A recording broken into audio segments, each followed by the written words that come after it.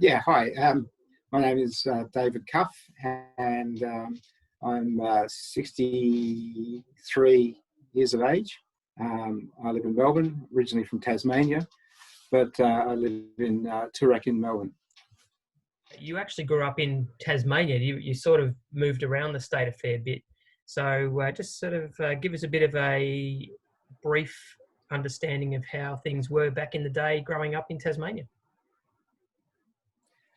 Well, I've got to say it was a wonderful place to grow up, and a great decade, the 70s to grow up in.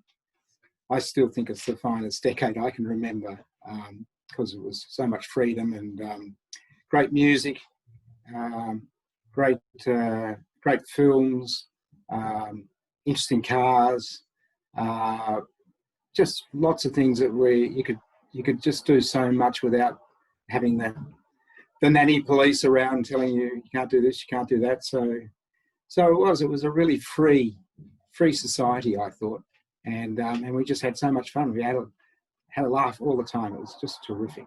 Where in Tassie? I grew up in Launceston. Yep. And Launceston, you could go snow skiing in an hour and a half. You could go water skiing in 20 minutes. You could go to a beach in 20 minutes.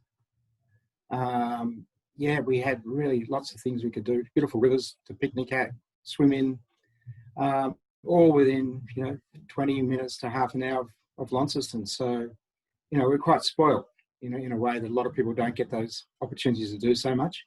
Yep. And also to drive old cars around paddocks as well. Which leads us to the next question of what was your first car? First car I had was a Datsun 1600, which cost $1,800. And because they were winning rallies at that stage, so it's quite a car that I really wanted to buy. And my mother used to have Fiats, so I learned to drive in a Fiat 128. But I wanted rear-wheel drive for obvious reasons, and lots of gravel roads in Tassie and lots of friends who had farms with paddocks. So that was where I think I learnt my car control. Awesome. And so who actually did teach you when you were on your L plates? Oh, gosh, I think I taught myself because my parents weren't very good drivers. I had the rule book, but I basically had learnt by trial and error, basically when I used to borrow people's cars when I was underage. So my mother would used to have her friends around to play cards, and I think I was 13 or 14, and I would go and say to them, "Would you like your car washed while you're playing cards? I'll wash your car for $1." So they'd all think, "Oh, well, we're here, yeah, give me the keys." And basically I'd take it all around the back streets. So I learnt manuals, autos, whatever they had. Come back, give it a quick wash, bring the keys back inside, and they said, "Oh, what a nice boy he was." And, I can't remember ever seeing a policeman in that time. So, risky, but nothing undertold happened. So it was okay. At what point did you get involved in racing? It's obviously been something you've been passionate about for a long time, but where did it come to a point where you were able to have a chance to get out and have a drive in some sort of race or racetrack environment? Look, I think when I got my Datsun 1600, I was 17 on P plates, and I had it for a year, and then the engine shut itself. So I sold it, and I bought a Golf. And I bought the first Golf that, first year the Golf was released in Australia, and it was assembled in Australia. And it was $4,500. And then I joined a car club, the Light Car Club of Tasmania. And I started doing motorcanas, lap dashes at Symmons Plains. So that got me interested. And I think I entered the Tasmanian Motorcana Championship, which was on grass in a paddock near Ross, halfway between Hobart and Launceston. and I came third. So it got me a bit excited, and yeah, and that sort of, I had a bit more interest. And at the same time, I had a mate from school who we were the only guys at school who followed Formula One at the time. And so he joined the car club. He had a Fiat 128 Sports Coupe. And so we did these events together. And then about a year and a half later, we decided we were going to go to Europe and get a job with the Formula One team. So we sold our cars, and I remember I sold the Golf to a dealer for $5,500. So I paid $4,500.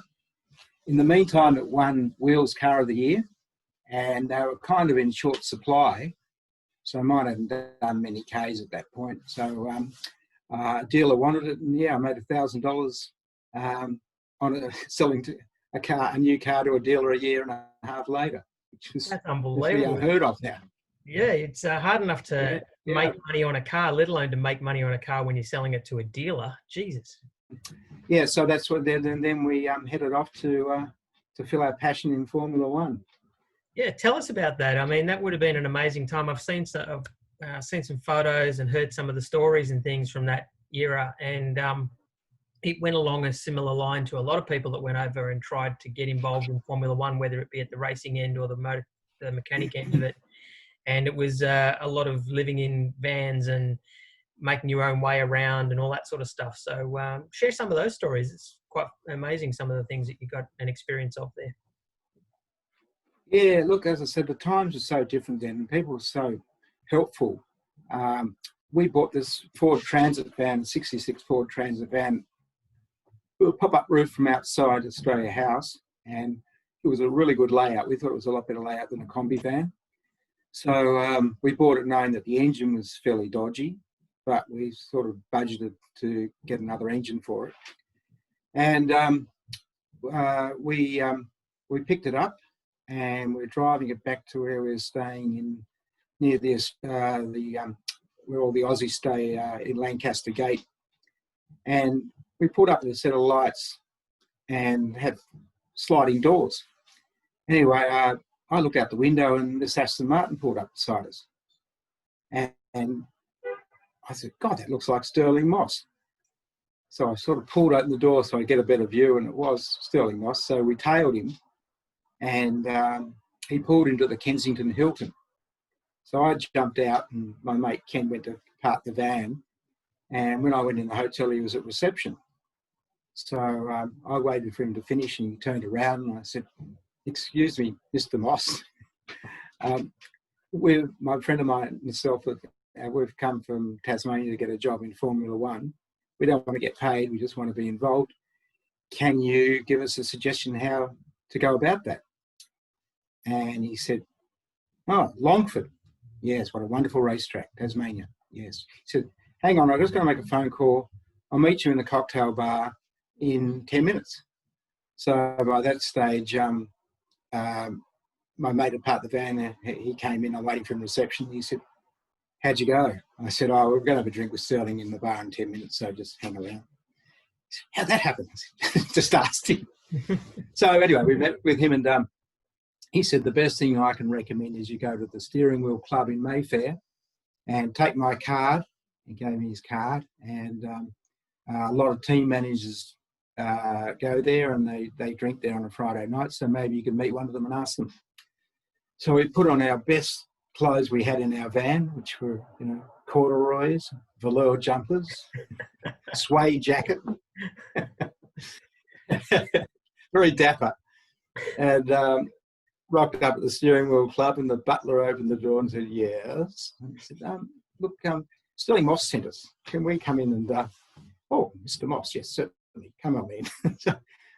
So I went in. Unfortunately, there was no team owners, no drivers, no one was there. We just had a drink and looked at the memorabilia and left.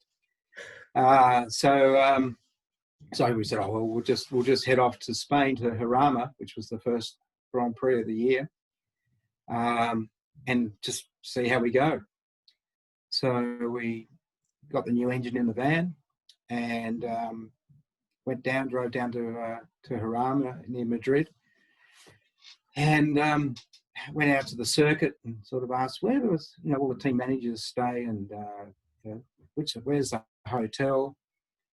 And they basically all stayed at one big hotel. So we wanted to get a job with a little team because we thought it'd be easier. And also the team we had in mind was a team called Ensign, run by an English guy called Mo Nunn, who made a very good reputation in Indy cars later on in his life.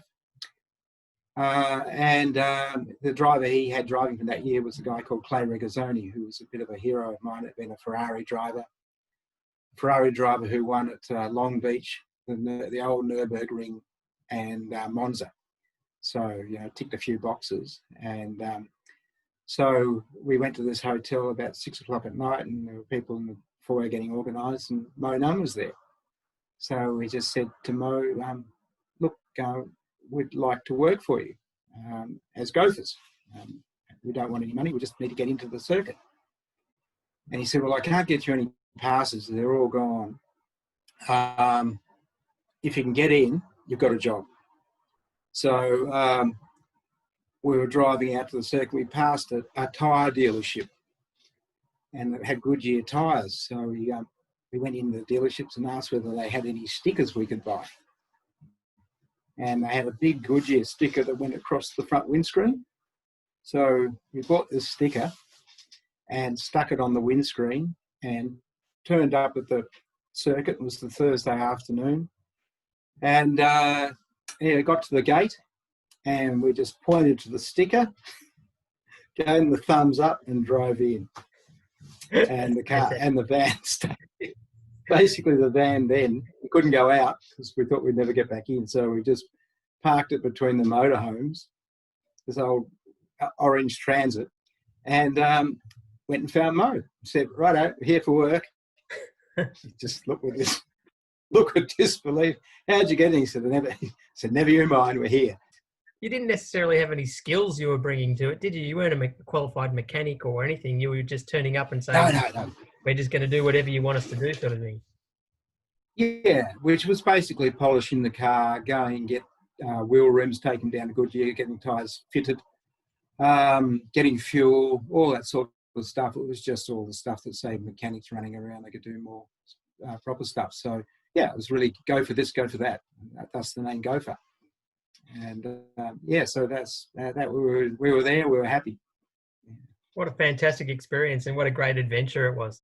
Yeah. And the one thing that really was amazing was you forget now when you go to Albert Park and you see them come through pit lane, there were no speed limits in the pit lane. And a lot of people would come in and shut the engine off as they're coming down pit lane. And they're still doing, 120, 130 Ks an hour. And if you weren't smart, you could step out over the yellow line and get cleaned up. So occasionally they'd blow a whistle, the car was coming past, but sometimes they just didn't. So, it was a real eye-opener of the risks involved. I think Ayrton Senna actually has a lap record I can't remember which track, it may have been a Spanish track, where he actually went through the pit lane. And that's where the pit lane was a shorter distance than the track, but he was still going through it full speed. How long did you follow the Formula One stuff around? And also, what year was that again? 1977. And where was Alan Jones? So he was driving Shadow and had his first win in Austria.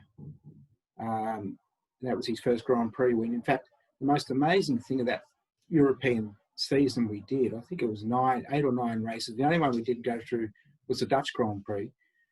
But in the time we were there, I think we saw 6 different winners, 4 different chassis, and 3 or 4 different engines of winners. It was quite. So I think I'm just thinking off what I can remember. Saw Jody Scheckter win, saw Alan Jones win, Gunnar Nielsen in a Lotus win. So that's Wolf and Shadow and Lotus. Saw Niki Lauda win the Ferrari.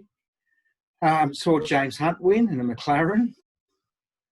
Saw Lafitte, I think, won as well in Sweden. And then maybe Brad Malfa Watson might have won one as well. So, I mean, in 8 races. Can you believe that?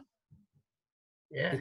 It was incredible. So flat 12 engine, a V8 engine, a V12 engine, 2 flat 12 engines, the Alfa and the Ferrari, and a Cosworth, and and the most magnificent sounding car, which was the Ligier, the Matra V12, which I think you heard in the sports car at Phillip Island once. Certainly did, and it's undescribable, that one. So it was amazing, and I didn't see anyone get hurt, which was good. Like in that period, someone was killed just prior to the European season. Tom Price got killed in South Africa, but luckily we didn't see anyone really badly injured or hurt. So it was good as well. That was really good. Yeah. Once we got back from Europe, got to know John Bowe quite well. He was, I think, racing Formula 2 and also really interested in our F1 stuff. So we got to know him quite well and decided then he said, why don't you do a Formula V? So, thinking we knew everything by that point, we didn't listen to advice. And John's advice was go and buy a new generation Elfin V from Gary Cooper. I'll set that up. Buy a Keith Poole engine, which were the best of the VW engines. And then you got the best equipment. No, we know better. We'll buy a second-hand V. We'll do our own thing. Got a couple of mates who are mechanics. Anyway, we should listen to the advice because the car was crap. No one could drive it. People were scared to drive it. We used to call it the Exorcist because it was so evil. It was just had some fault that the balance was appalling, no confidence. It blew engines because the mechanics were no good. It was just a disaster. And basically gave us, our confidence was so low. And we also, both of us, came from families with parents and brothers and sisters who had no interest in motorsport at all. And if you don't have a family helping you and backing you, it's hard to keep going if things go really bad. And so, we should have listened to JB's advice and got the best stuff. But we got everything, half the price basically. So we're doing it on the cheap, which, it was a silly lesson. And we should have just listened. So basically gave up, retired early, and was concentrated on, work and business and stuff. And it wasn't until basically Targa started that gave me another opportunity to have a crack at motorsport. So what was it you drove in Targa? Well, at the time I had a road car. I had a Nissan 300ZX 1990, which I bought new. It wasn't the turbo one. It was just the Australian spec one. Like all the turbos were imports. I had a mate who running a pub in Hobart who I asked if he wanted to navigate for me. So we entered and we didn't do pace notes or anything. We just basically drove it, blind basically. So it was the first year. Even at that point, crash helmets weren't even mandatory, which they soon changed after very quickly after that first Targa. But that first year was amazing, and I remember after day 3, the first day was the big one down the East Coast, and then the second day was down in the Huon Valley and around there, and then the third one was up to Longford, and then Launceston before you go up the northwest coast for the fourth day and fifth day down the west coast. And after the third day, we were fourth outright, which we got a bit of a shock really, because I think it was Greg Crick in a Honda NSX was leading, Denny Holm in a BMW M5 was second, and the Fitzgerald brothers who own McDonald's franchises, they had a 944 Cup car, Porsche Cup car, and they were third, and we were fourth. And so that was the third day. The fourth day we took the fifth, and then the start of the last day, which was the longest one, we broke a shock absorber on the first stage. So we limped home 8th. And anyway, we were sort of wrapped because, we didn't really expect to be anywhere, to be honest. So I thought, well, no pace notes in the car and all that was going okay. And tell us about that next year. Next year, gosh, we had a big crash.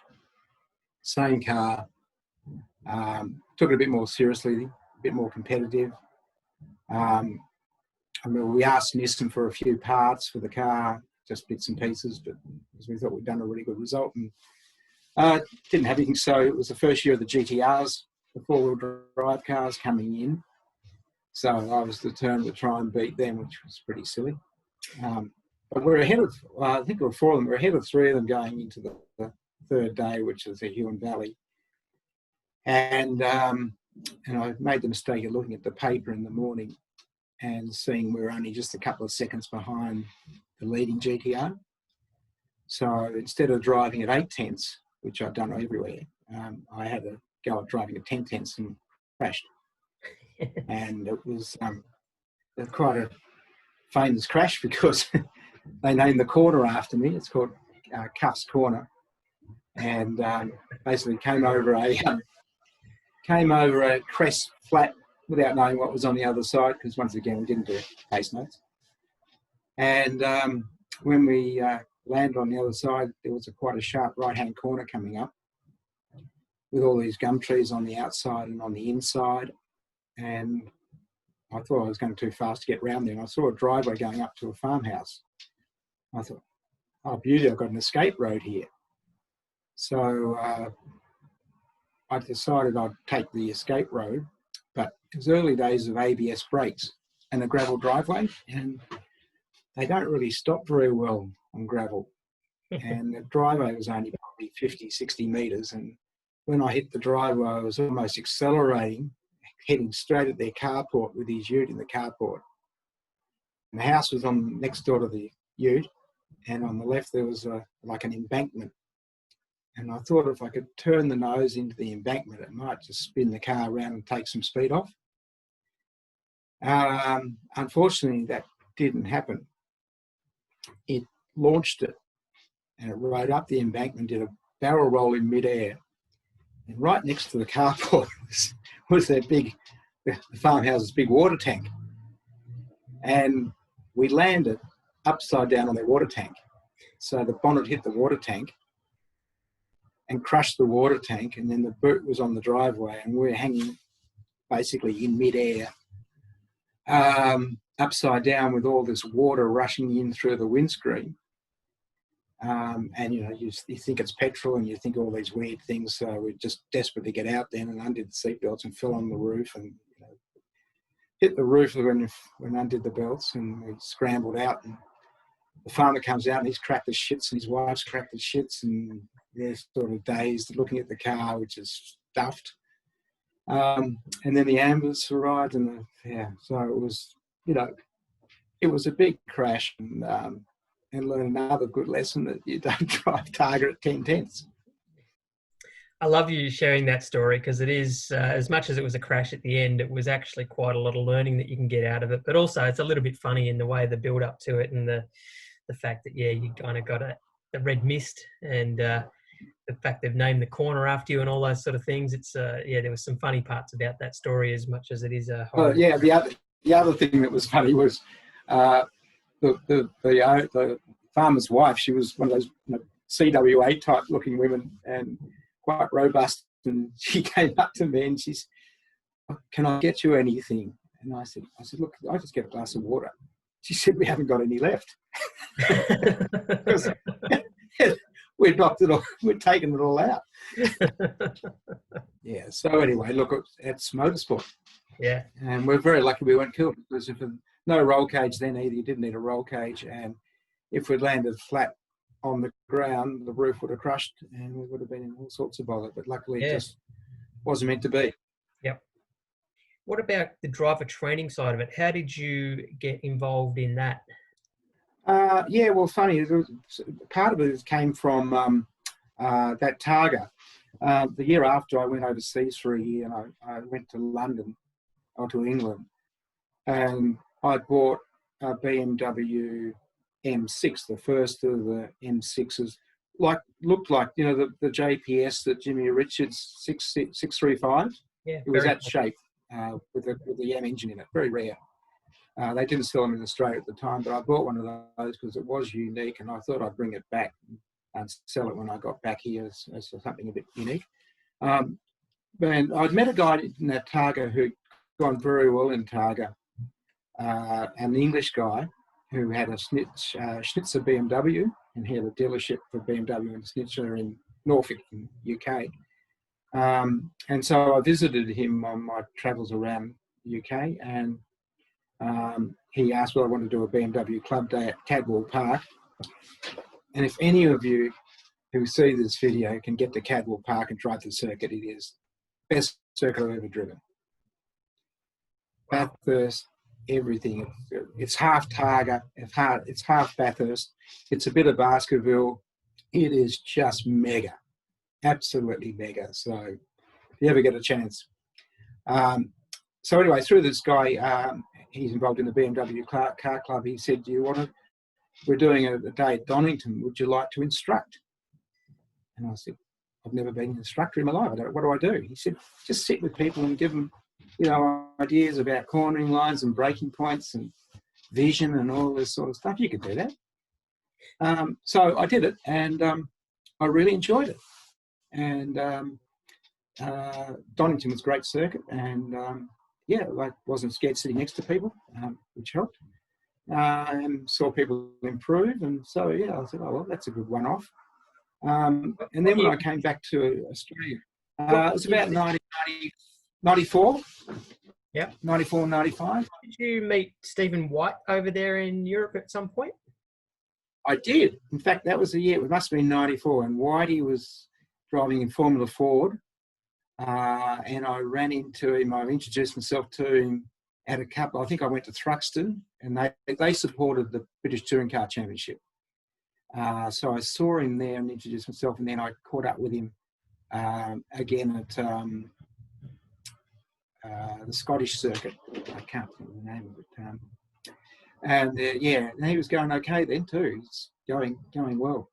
Yeah. And it's amazing how your paths cross again many years later. But Yeah. We sort of didn't hang out together, but I just got to know him a bit.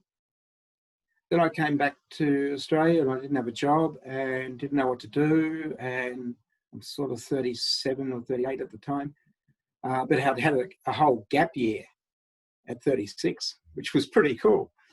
And I was reading Auto Action. I saw an ad for a advanced driving instructor at a company called Drive School.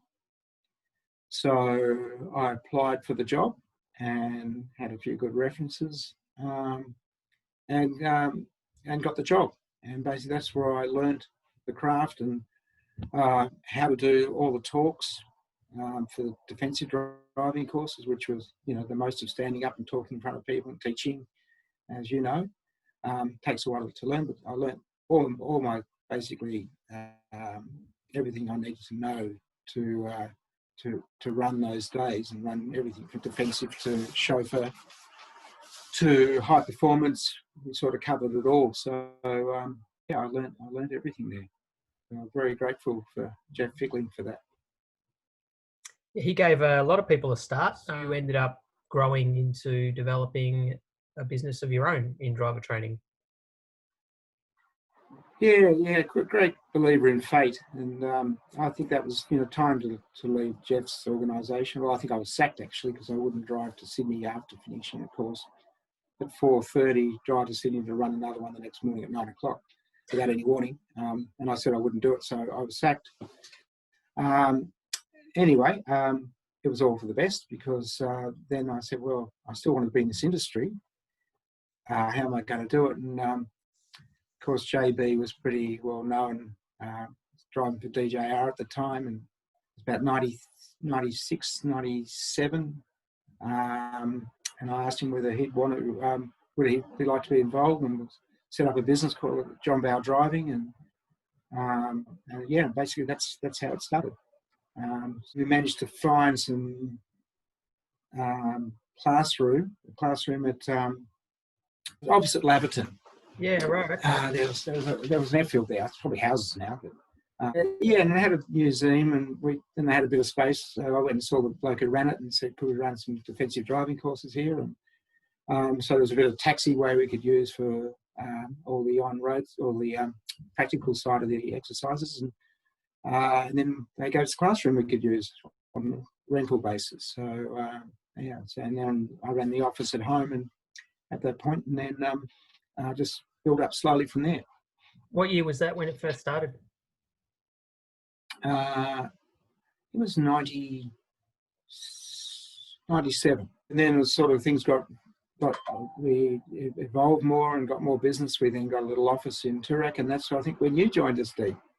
It was, yeah. I think that was about 2003 by the time I came on board, somewhere about there. Can't remember off the top of my head. That'd be about right. Yeah. And, and I think we got the contract to do all the Ford Performance Vehicle. That's right. Train. Yeah, and that was sort of where we really expanded. Yeah.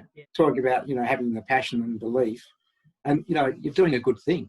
You're actually doing something which no one else in the country is doing. You're helping people become safer drivers. Yeah. And,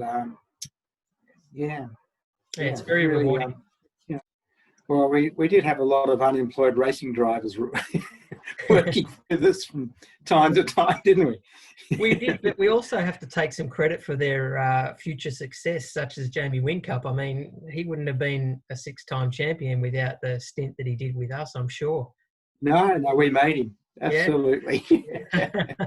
At one stage, we almost had half the supercar grid on working for us over a period of time. In regards to that driver training experience, have you got any stories from your driver training over the years in regards to some funny stories or big fails that might have happened that were something we would like to share and talk about now?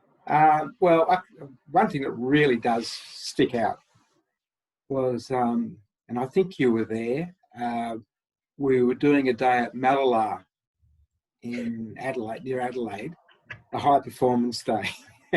And you'd given me this Supra that a guy had built up himself. And it looked pretty, raw inside. I think it just, it's completely stripped and a couple of race seats, and that was about it. Anyway, when it was time to go out with him, he drove me for 2 or 3 laps, and then it was my turn to drive him, and we just got polo shirts on and jeans and a helmet, and going up the back straight at Mallala, it started to get a little bit fumy, and I could smell fumes, and I said, I said to him, I think we should go back to the pits because it just smells a bit fumy in here. And so we got round the northern hairpin, started to head towards the southern hairpin, and suddenly I saw flames out the side of my driver's side window. Bloody hell. So I sort of pointed to them and tapped him and looked, and his eyes were out like saucers. So I said, I'm pulling up, and pulled up in the grass off the circuit, and went to open the door, and suddenly all these flames came up out the side of the door.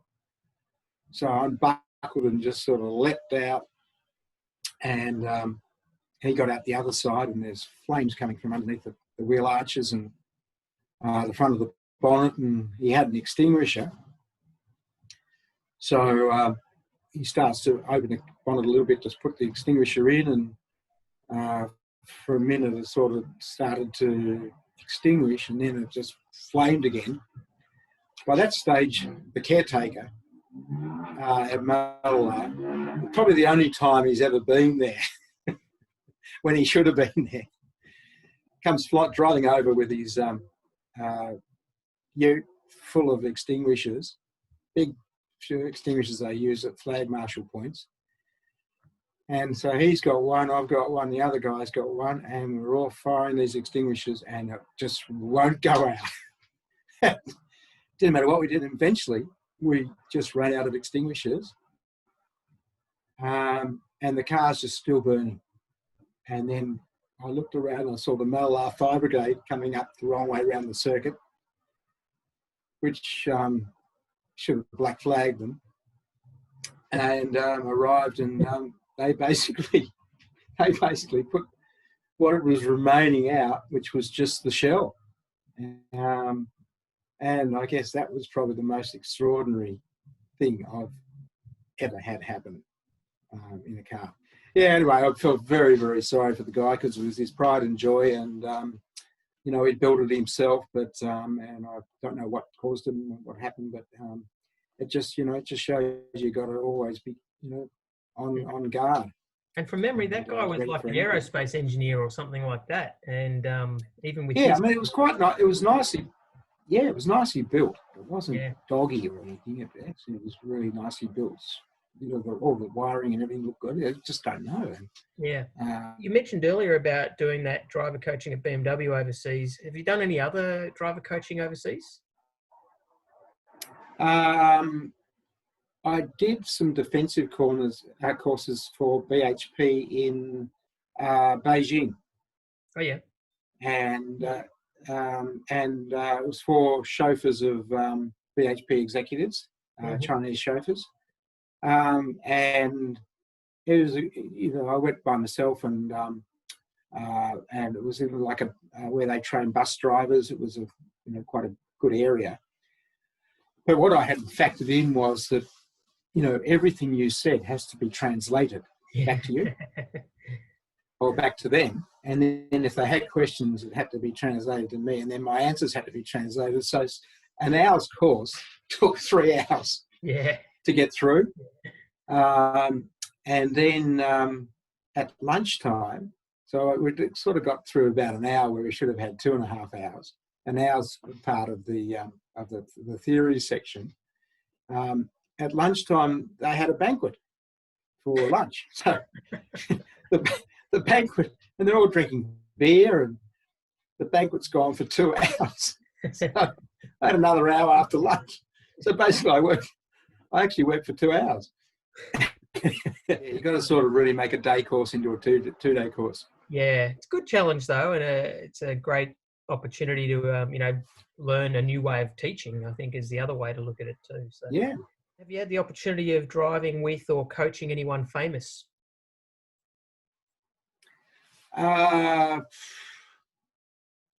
Probably, the person I remember who was quite famous, became famous, and I think I had him once, and then you basically took him over and did a lot more with him, was Cadell Evans. Yeah.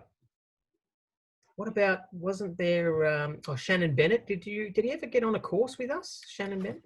No, he was going to, just never got there. Yep. Shane Delia trained him at one stage. Yep. Maha. Was there a golfer? Did you do anything with it? Yeah. Allenby. Yep. Stuart Appleby. Yep. Did a little bit with Stuart Appleby when he was going to be in Targa. Yep. Yeah. Yeah, good natural sportsman. And it's interesting, these people who are very successful in so many ways, the way that they process information is what I remember a lot about them, that they break everything down into sections. They don't talk too much. They're just absorbing your information and then converting it into how they perceive it, and then ask sensible questions. Yeah. They're not sure about things. They're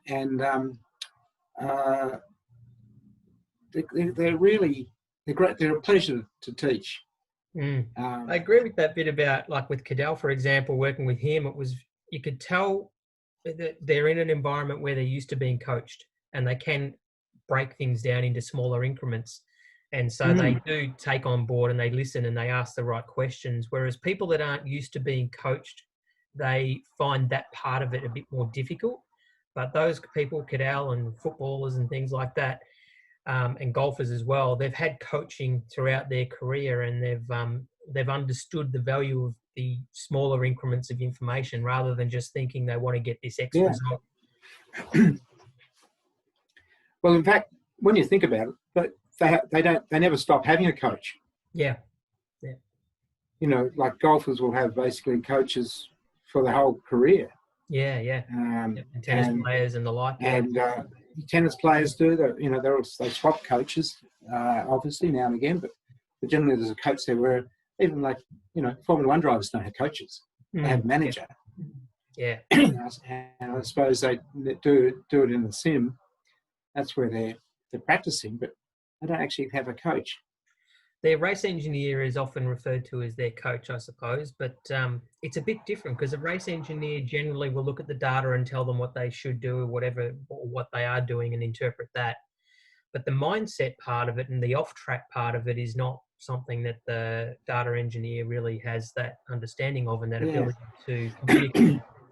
So coaching, I always see as in terms of in driving environment, there is a big discrepancy between other sports and what motorsport does with coaching, and there's an underrated value in that off-track stuff. I might be sounding a bit biased here, but there's definitely an underrated value in the mindset and how to manage that to bring it to match it up to what the process needs to be that the data engineer might be describing or race engineer.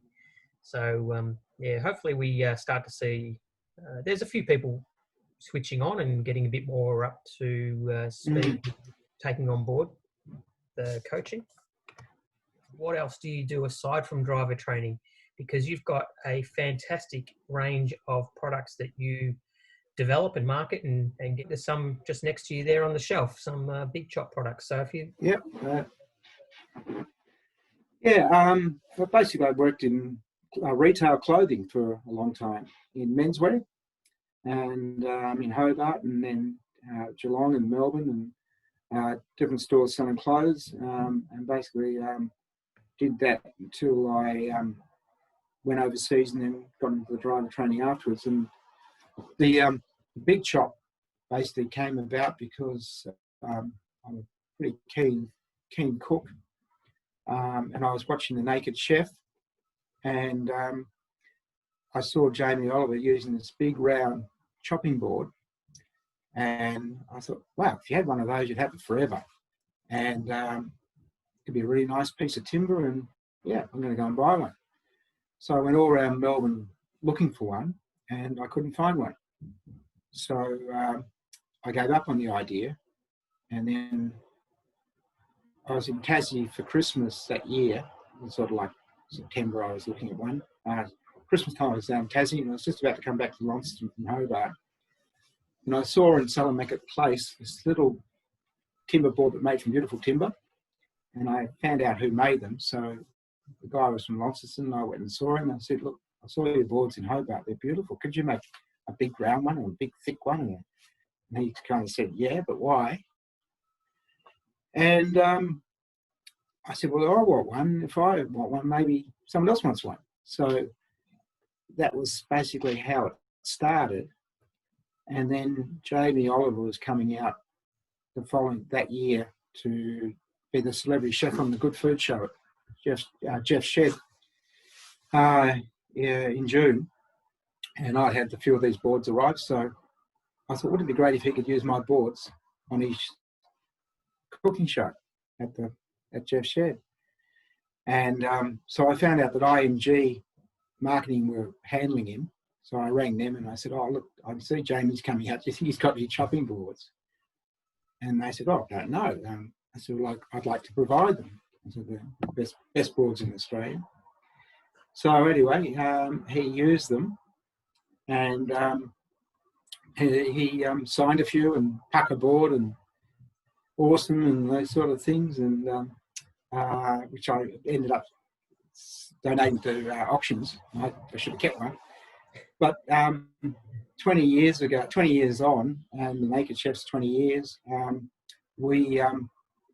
got in contact with him last year and said, I'd like to do a celebration board for your 20 years of the Naked Chef, and we can donate some money to your Good Foundation, which is looking after disadvantaged people and people who need better diets and things. And so anyway, we came to an agreement to make 200 boards, and they've just been released. In fact, they're I've got one here. I'll show you. Yeah, for sure. So this is it. That's beautiful, isn't it? Big bugger, big thick board, and it's engraved. This one is number 1 of 200. Yeah, so And all local. that's how the latest things. Yeah, locally made down in Tassie. Yeah, Golden Wattle. Made a little factory in Launceston by a great mate of mine, who and his team of tradesmen. Everyone's handmade, and and sort of developed. Now we do, grinders, pepper grinders, and salt grinders, and bread knives, and all sorts. So we've developed a big range. We've got about 40 different products now. That's fantastic. So that keeps me busy. And I'm not doing that on play. Not doing that. I love working for you. There you go. And so you've got working for me. You've got Big Chop. And what about any other skills, activities? Yeah, I've always loved music. As I said, growing up in the 70s was such a wonderful era for music and all types of music. But yeah, it's a bit of a passion. I get together with a few guys once or twice a year, and we go to a garage and spend a day playing 10 tracks each we can bring along. So we play 50 tracks, play it loud. Someone brings the pies, someone brings the nibbles. Obviously, we bring our own alcohol, and it's a great day. Usually starting at midday and finishing about 7 o'clock at night, and just fantastic. And you learn about other people's music. We're all different ages. It's just fantastic. So that's a big part. And then, as you say, I love tennis, and at the moment, it's no good. I can't wait for it to start again. And also, I've joined a golf club again. So I'm going to be playing a lot more golf, which is, I've got my swing back, I think. So I got all excited again because I retired because I just couldn't play the game properly. And then once again, it's interesting. I went to the President's Cup in December and just watched the players the best in the world, and noticed their swing was different to mine for obvious reasons. But I had an outside in swing, which was slicing the ball rather than an inside out swing, which what I should have had. And once it's like the penny dropped. So, Jesus, it's totally different.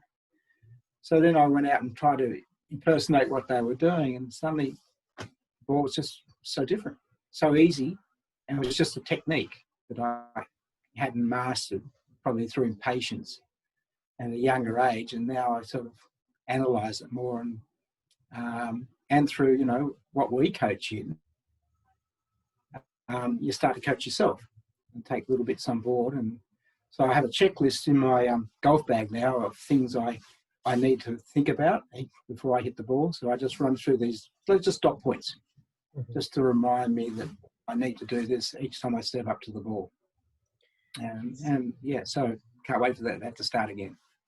It fascinates me how in motorsport, people get out onto the racetrack. We see it all the time, and they think it's just the same as driving on the road. And they may have watched motorsport for a long time, but just like you would have watched golf for a long time, but it wasn't until you looked at it and you knew what you were looking for that gave you that click to go, oh, that's actually something that I need to adjust. Yeah. So it really highlights it. And if you had received coaching, someone could have told you that a long time ago, and your swing would have been good for a long time. But the same with driving. If you go out and drive around in circles out on the racetrack, you might get yourself around lap after lap, but are you doing it well? And you may have been watching motorsport forever, but do you know what you're looking at? And are you picking up the nuances that you need to bring to the game or bring to your driving? And again, you can fast track that with coaching, and perfect example of it right there. And the fact that coaching is transferable, you start to be able to say, I know this environment from a coach's perspective, but I can use that same process of learning and identifying and analyzing in another environment. And whether that be a professional environment, whether it be business or whether it be passion, sport, whatever, it works. It's a value across the board. Yeah. And it's, as you said, there's